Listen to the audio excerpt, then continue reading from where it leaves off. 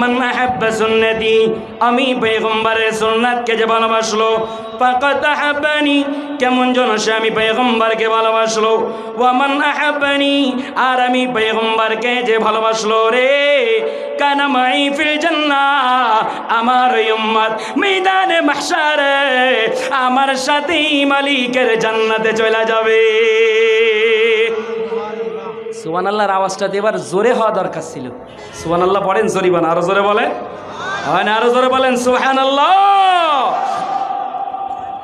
কারণ যুবক তুমি কি জানো রে, ময়দানে মাহশারে আল্লাহর নবীর সাথে যদি উঠতে পারো রে, বেগাইরে হিসাব, কোনো হিসাবের প্রয়োজন নেই, কোনো হিসাবের প্রয়োজন নেই, হিসাব ছাড়া আল্লাহ তাআলা তোমার জান্নাত দান করে দিবে। আর আল্লাহর নবীকে ছাড়া যদি একা একা ময়দানে মাহশারে ওঠো, জান্নাতি দারওয়ান কি ফেরেশতা কি বলবে জানো রে, হিসাব নিকাশ না মিলায়া মালিকের জান্নাতে যাওয়ার কোনো পারমিশন নাই। উদাহরণ দিলে ভালো বুঝবেন, যদি অনুমতি দেন তাহলে একটু উদাহরণ দিতে চাই। উদাহরণ দিব? আর কথা বলেন, দিব? আপনাদের এই এমপি সাহেবের নাম কি? রশিদুজ্জামান, মাননীয় এমপি। এটা পাইগাসা কত? 6। মাশাআল্লাহ। এই এলাকার আব্দুর রহিম অথবা আব্দুল করিম আগামীকাল সকালে খুলনা সার্কিট হাউসে চলে যাবে, যে বলবে আমি পাইগাসা অমুক ইউনিয়ন থেকে এসেছি, আমি সরকার দলীয় লোক, আমি সরকারি ট্যাক্স দিই, কর দিই। এটাও যদি বলে যে আমি একটা ফাতি নেতা, বলছেন নি এমপি সাহেব এসে দেখবেন ফাতি নেতারা ভাব দেখায় বেশি। আরে কথা কয় না কেন? এমপি সাহেব এসে ভাব কার বেশি? ফাতি নেতার। মনে হয় ও যেন এমপি, কথাবার্তা যা কয়। আরে কথা কয় না, এই এলাকায় কয় না, আমার সিনেদা এলাকায় কয়, এই এলাকায় বলে। আচ্ছা বলেন তো, দারোয়ান কি তাকে সার্কিট হাউসে ঢুকতে দিবে? কেন? এখানে সর্বসাধারণের প্রবেশ নিষেধ, তবে হ্যাঁ আপনি আপনার এলাকার এমপি সাহেবের দস্তখাত নিয়ে আসেন, ওসি এসপি ডিসি আইজি সাহেবের আপনি দস্তখাত নিয়ে আসেন, আপনাকে খালি এখানে সার্কিট হাউসে থাকতে দিব না, খানা খাবার দাবার নাস্তা পানি যা লাগবে সব আমি বহন করব। কি বলেন, ঠিক না? বেশি বাড়াবাড়ি করলে যদি বলে না আমি দস্তখাত নিয়ে আসতে পারবো না, তাহলে দেখবেন দারোয়ানের হাতে সাইজেলা ডান্ডা থাকে, ডান্ডা দিয়ে ফিটায়া ওরে সার্কিট হাউসে 30 সীমানার বাহিরে পাঠাইয়া দিবে। আরে যুবক ভাইরা কথা বলে না কেন? কথা বলেন, ঠিক না? এই আব্দুর রহিম অথবা আব্দুল করিম আপনাদের এই এলাকার এমপি সাহেবের সাথে যদি 1 সপ্তাহ পরে ওই সার্কিট হাউসে যদি এবার ঢোকে, বলেন তো তার কোনো পারমিশনের প্রয়োজন আছে? ওই দিন ওই একই দারোয়ান এমপি সাহেবেরও সাজসার করবে, স্যালুট দেবে, আর এমপি সাহেবের সাথে যাওয়ার কারণে তারও সাজসার করবে, স্যালুট দেবে। কথা বলেন না কেন, ঠিক কিনা?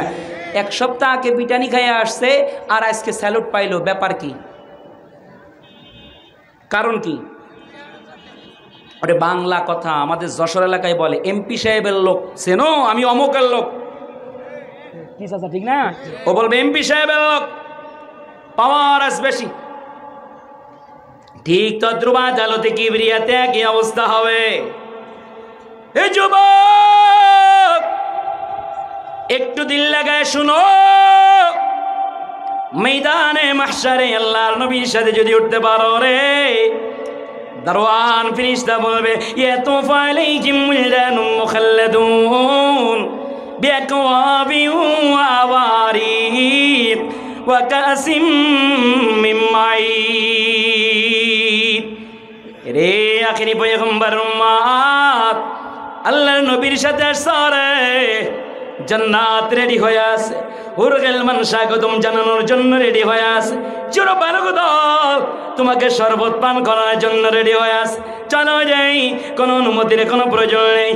আর আল্লাহর নবীকে ছাড়া একা একা যদি জান্নাতে যাইতে চাও, জান্নাতের দারওয়ান ফেরেশতা বলবে হিসাব নিকাশ না মিলায়া মালিকের জান্নাতে যাওয়ার কোনো পারমিশন নেই। যারা জ্ঞানী মানুষ তারা বুঝে ফেলাইছেন আমি কি বলতে চাইতেছি। এই যুবক, এই জন্য সরদারে দো আলম নবীকে বলেন, এই আমার উম্মতেরা রে, কিয়ামতের আগে এমন একটা যুগ আসবে, এমন একটা সময় আসবে রে, যেই যুগে যেই জামানেই আমি পয়গম্বরের সুন্নাত বিলুপ্ত খাবার পাতেও সরদার দো আলম বলেন, এই আমার উম্মতের আরে ওই জামানেই যদি কোনো উম্মত, ভালো করে শুনবেন সবাই, আল্লাহর নবী বলেন ওই জামানেই যদি কোনো উম্মত সুন্নাত মোতাবেক জিন্দেগি চালায়, এক নম্বর আল্লাহ তাআলা তার আমলনামায় 100 শহীদের সওয়াব দান করবেন। ওই যে যুবক ভাই বুকে হাত বান্ধা সুবহানাল্লাহ কওনি শোনা বাকি, একবার যদি সুবহানাল্লাহ পড়ো রে, কি হয় জানেন না? সুবহানাল্লাহর ওয়াজ ধরলে আবার ভিন্ন চলে যাবে। একবার যদি কেউ সুবহানাল্লাহ ওয়া বিহামদি পড়ে, আল্লাহর নবী বলেন 1000 আমলনামা নেক আমল আল্লাহ তাআলা ডান হাতে আল্লাহ তাআলা লিখে দেন, পক্ষান্তরে আল্লাহ তাআলা 1000 গুনাহ খাতা মাফ করে দেন। একবার যদি কেউ সুবহানাল্লাহি ওয়া বিহামদি পড়ে, ফাইন্নাকা তামলাউ মা বাইনাস সামাই ওয়াল আরদ, ওই আসমান থেকে লিও এ জমিন পর্যন্ত এ বিশাল যে পুরা খালি জায়গাটা আছে রে, এই খালি জায়গাটায় যতগুলা নেকি লাগবে ভরতে সম পরিমাণে নেকি আল্লাহ তাআলা তার আমলনামায় জমা করে দিবে। সুবহানাল্লাহর ওয়াজ শুরু করলে ফজর হয়ে যাবে, সুবহানাল্লাহর বয়ান শেষ হবে না। আমার যতটুকু ইলম আছে এই সুবহান বাক্যটা আল্লাহ তাআলা কোরআনের ভিতরে ফাওকা সামানি নামার 80 বারের বেশি নিয়ে আসছেন। 8টা সূরা আল্লাহ তাআলা সুবহান বাক্য দিয়া শুরু করেছেন, পড়েন না সুবহানাল্লাহ। সাব্বিহ ইসমা রাব্বিকাল আলা আল্লাযী খালাকা ফাসাওয়া সাব্বাহা লিল্লাহি মা ফিস সামাওয়াতি ওয়াল আরদ ওয়া হুয়াল আজিজুল হাকীম। سبحان الذي أسرى بعبده ليلا من المسجد الحرام إلى المسجد الأقصى الذي باركنا حوله لنريه من آياتنا إنه هو السميع البصير। 8টা সূরা এমন আল্লাহ তাআলা সুবহান বাক্য দিয়া শুরু করেছেন। এই সুবহানাল্লাহর ওয়াজ তো মনে পড়ে গেছে অনেক। একটা হাদিস বলে আল্লাহর নবী মসজিদে নববীতে বয়ান করতে করতে সাহাবায়ে কিরাম বসা, তা কেমন সাহাবায়ে কিরাম জানেন? হযরত আবু বকর, হযরত উমর, হযরত আলী, হযরত জাবের, বয়োবৃদ্ধ সাহাবী সলমান ফারসি রাদিয়াল্লাহু তাআলা সরদার দো আলম বয়ান করতে করতে বলেন, সাহাবায়ে কিরাম রে, তোমরা কি জানো রে সুবহানাল্লাহর ওজন কত, এটার দাম কত? সাহাবায়ে কিরাম উত্তর দেয়, আল্লাহু আ'লামু ওয়া রাসূলুহু বিমুরাদিহি, আল্লাহ এবং আল্লাহর নবী ভালো জানেন। সরদার দো আলম বলেন, ওয়াল ওয়াজনু ইয়াউমাইদিনিল হক। ইয়া আমার সাহাবায়ে কিরাম, সুবহানাল্লাহকে যদি ওজন করতে চাও রে, তাহলে একটা দাড়ি পাল্লা লাও, এক পাল্লাই রেখো তুমি সুবহানাল্লাহ, ও অপর পাল্লাই রেখো তুমি উহুদ পাহাড়। এখন আল্লাহর নবী বলেন দাড়ি পাল্লাটা উপরের দিকে টান দাও। এখন পয়গম্বর বলেন আযমু মিন উহুদিন, কয় সুবহানাল্লাহর ওজন এটা উহুদ পাহাড়ের চাইতেও আরো বেশি ভারী। একবার যদি কেউ সুবহানাল্লাহ পড়ে রে, আল্লাহ তাআলা তার আমলনামায় বাকি সাকি নয়, নগদ নগদ একটা উহুদ পাহাড় ওজন করলে যে সওয়াব হয়, এর চাইতেও ওজনই নেকি আল্লাহ তাআলা তার আমলনামায় জমা করে দিবে। আমার বয়ান যদি 1 ঘন্টা হয়, 1 ঘন্টায় আমি 50 বার সুবহানাল্লাহ পড়াই। কিয়ামতের দিন তো ওমান ইয়ামাল মিসকালা যাররাতিন খাইরান ইয়ারাহ ওমান ইয়ামাল মিসকালা যাররাতিন শাররান ইয়ারাহ। দেখতে পাবেন, দেখবেন হঠাৎ একদিন দেখবেন একদিনে 100টা 50টা উহুদ পাহাড় বরাবর সওয়াব।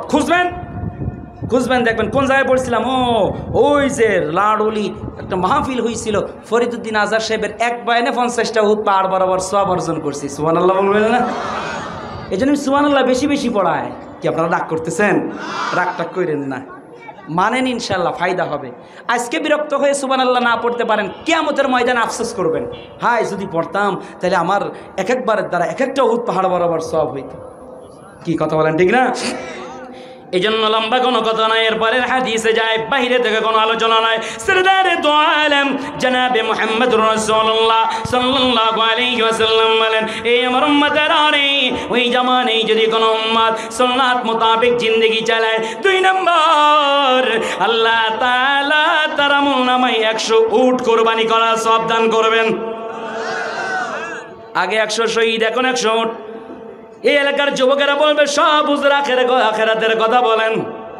হুজুর দুনিয়ার কোনো ফায়দা নাই, সব তো দেখি আখিরাতের কথা বলেন।